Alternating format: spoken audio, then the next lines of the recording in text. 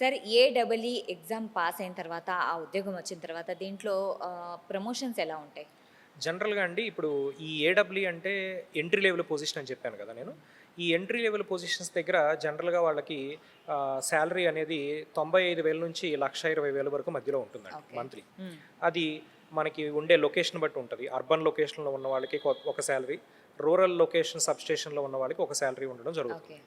అలానే మళ్ళీ జెన్‌కోలో ఉన్న వారికి కొంచెం ఎక్స్‌ట్రా సాలరీ ఉంటుంది. హుహు. వాళ్ళకి అలవెన్సెస్ ఎక్కువుంటాయి. ట్రాన్స్‌పోర్ట్ డిస్కమ్స్ కంపేర్ చేసుకుంటే జెన్‌కోలో సాలరీస్ ఎక్కువుంటాయన్నమాట. హుహు.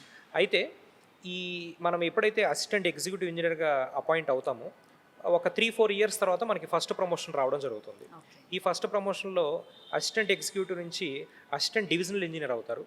తర్వాత ప్రమోషన్‌లో డివిజనల్ ఇంజినీర్, తర్వాత సూపరింటెండెంట్ ఇంజినీర్, అలా చీఫ్ ఇంజినీర్ వరకు వెళ్ళే అవకాశాలున్నాయి. ఓకే. వీళ్ళ జీతాల గురించి మనం చూసుకుంటే, మీకు ఎప్పుడైనా చూడండి, ఆంధ్రప్రదేశ్ ప్రభుత్వమైనా, తెలంగాణ ప్రభుత్వమైనా హైయెస్ట్ ఎర్నింగ్ సాలరీస్ అంటే పవర్ సెక్టార్‌వే ఉంటాయి. ఓకే. మీరు ఏ ఏ విభాగానైనా తీసుకోండి. హుహు. హైయెస్ట్ ఎర్నింగ్ సాలరీస్ పవర్ సెక్టార్‌లోనే ఉంటాయండి. ఓకే. యెస్.